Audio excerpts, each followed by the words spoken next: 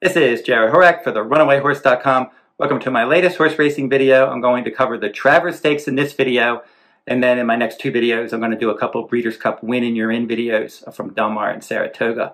Now if you're interested in my full card analysis from Del Mar, head on over to the RunawayHorse.com. You will find those full cards on my sales page all summer long. Now if you're interested in bonus free selections at the Runaway Horse on our Breeders' Cup 2022 page, my handicapping colleague Dr. Atlas posting weekend stake selections from Saratoga. And then I have some stake selections or free selections that I post on the Del Mar website, and then also at HorseRacingNation.com, my Best Bets blog. And in the description in this video, I will provide links to those free selections. Let's get right into the analysis of this Grade 1 Travers Stakes. It's for 3-year-olds at 1.25 miles, and it's race 11 on Saturday, August 27th at Saratoga with the scheduled post 5:44 p.m. Eastern Time. Cyberknife is number 1, and he's 7-2 morning line. He was number 1 in the Haskell Stakes, but he was 7-1 that day, and he was able to work out a good inside ground-saving trip behind the speed, and he was able to defeat Taiba by a head, and Taiba had a wide trip. So I think the difference between finishing first and second between Cyberknife and Taiba were the trips there. If Taiba would have had a better trip, he probably would have won it. But either way, Cyberknife, excellent effort. Jack Christopher was third. He couldn't quite see out that 1 1/8 distance. So Cyberknife has won 4 of his last 5 starts. He also won the Grade 1 Arkansas Derby. In the Kentucky Derby, he was fairly close up early. He ended up finishing 18th. None of the horses that were anywhere near the pace finished anywhere that day. And then in the Matt Winn Stakes, he won that one by a nose. So coming off that Haskell win from the inside post, he's going to probably try to sit that same trip in here and then hope he can get lucky and have an opening just like he did in the Haskell. Number 2, Rich Strike. He's 10-1 morning line, and he was your stunning winner of the Kentucky Derby at 80-1 odds when he got in from the also eligible list, and from post 20, he rallied from 18th place to win by 3/4 of a length. Excellent ride by Sonny Leone, picking his way through traffic, and the pace collapsed, and he was able to win that one. Then the Belmont Stakes came up, and in the Belmont Stakes, he was 4-1, but he absolutely got no pace help. He was 6th, beaten 13 lengths. The problem with this race is it does not look like he's not going to get the kind of pace he did in the Kentucky Derby. It's going to be more like the Belmont Stakes. If you look at the complexion of this race, the way that the race sets up on paper, it doesn't look like there's a lot of pace in here, and Rich Strike could be in trouble. Number 3, Ain't Life Grand, coming in from Prairie Meadows, back-to-back stakes wins at that venue in the Iowa Derby, and then the Iowa Stallion Restricted Stakes at 1.16 miles and 1.70 miles in his last 2 races. So now he's got to go 1.25 miles against much tougher company. He's 5 for 8 lifetime with 2 show finishes. Tyler Gaffalione will ride. Number 4, Gilded Age. He's 30-1 morning line for trainer Bill Mott. Classy pedigree, Medaglia d'Oro's the sire, Bernardini the dam sire, and he has plenty of stamina. He broke his maiden at Churchill Downs last fall at 1.16 miles, rallying from off the pace. He rallied to finish 3rd in the Withers Stakes behind Early Voting. Early Voting came back and he won the Preakness Stakes this spring. And then in the UAE Derby, he was 13th of 16. Optional claiming race at Churchill Downs on the 4th of July. He rallied from 19 lengths back to win by a head. Big pace that he got to chase that day. And then in the restricted Curlin Stakes, Artorius won that one. Gilded Age ran on for 2nd. He kind of looks like Rich Strike, where he needs pace help, and it doesn't look like he's going to get it in here. Number 5, Artorius. He has a lot of potential for trainer Chad Brown. This one's the son of Arrogate, and Arrogate was a Travers Stakes winner. Now, in the 6 furlong debut, he just didn't have enough ground. He rallied from 8th place to finish 2nd. His second career start, 1 turn mile, that was enough ground for him to break his maiden by 3/4 of a length, stalking the pace from 4th. In the Curlin Stakes last time out, he dominated that one from the outside post in an 8-horse field. He stalked outside, he took over, he won by almost 5 lengths. Gilded Age did not get close to him. Nobody in that field got close to him. So he has a lot of potential. Irad Ortiz Jr. is going to ride. He's the leading rider at Saratoga.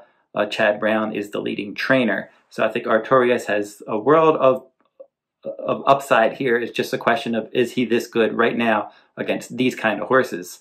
Because he's facing some good ones, including number 6, Epicenter, your 7-5 morning line favorite. He was part of the exacta in 8 of 9 lifetime starts, 5 wins in 3 seconds. His only off-the-board finish his career debut at 7 furlongs. Broke his maiden all over the pace in a 1-turn mile in his second career start, and then he was on the Kentucky Derby Trail. He won the Gun Runner Stakes, Derby points race by 6 lengths.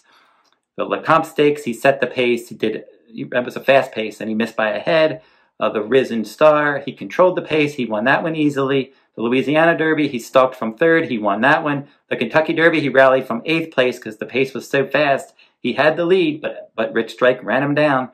The Preakness Stakes, he rallied from 8th place. It seemed like, based on his form earlier this year, he had more speed than that. Didn't show it that day. He ended up finishing 2nd. Early voting got the jump on him. In the Jim Dandy Stakes, 4-horse field, he rallied from last. He dominated that race. So now I'm not concerned about the distance. He handles Saratoga. It's just a question of what kind of trip is he going to get. There's not going to be a lot of speed in here, but again, like the Jim Dandy, there wasn't either. But he only had 3 horses to contend with there. In this, we have an 8-horse field. There's more quality in this. There's definitely quality in this race, but not much more speed.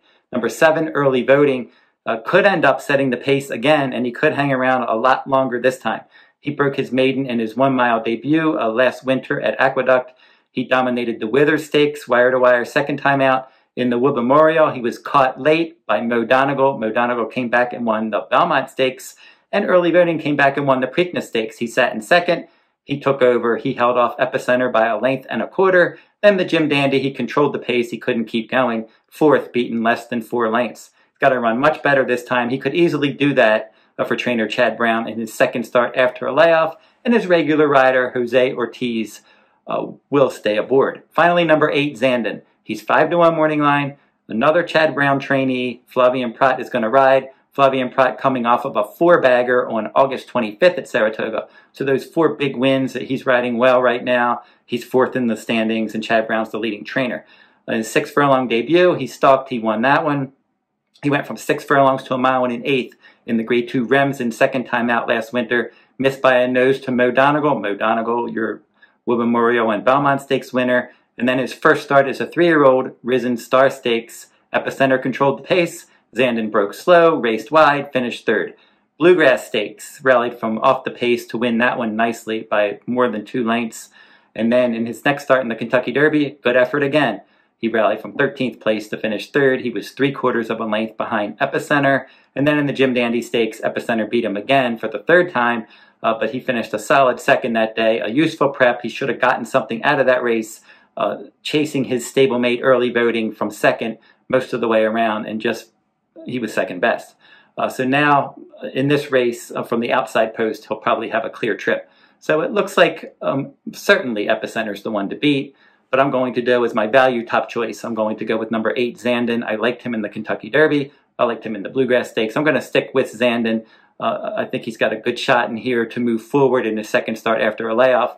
It's just a question of can he turn the tables on Epicenter, because Epicenter's finished in front of him 3 times. But he's going to offer value, and I don't think there's not as much between those two as some people think. So Zandon, my top choice. Epicenter, my second choice. I'll make number 1, Cyberknife, my third choice. And then number 5, Artorius, is one that I think can come in as well. And then Early Voting, the one to catch. So this is how I suggest playing this race. I'm going to make a win wager on number 8, Zandon. An exacta box, 6 and 8, Zandon and Epicenter. And then a trifecta, keying Epicenter in second, using number 1, Cyberknife, number 5, Artorius, number 7, Early Voting, and number 8, Zandon in first and third. So those wagers are number 8 to win, exacta box 6-8, trifecta, 1-5-7-8 with 6, with 1-5-7-8. So don't forget to like, subscribe, and comment if you like this content. That will wrap up my look at the Travers Stakes. I'll be back and I'll be doing some Breeders' Cup Winning You're In videos this week. Until I see you next time, good luck at the races.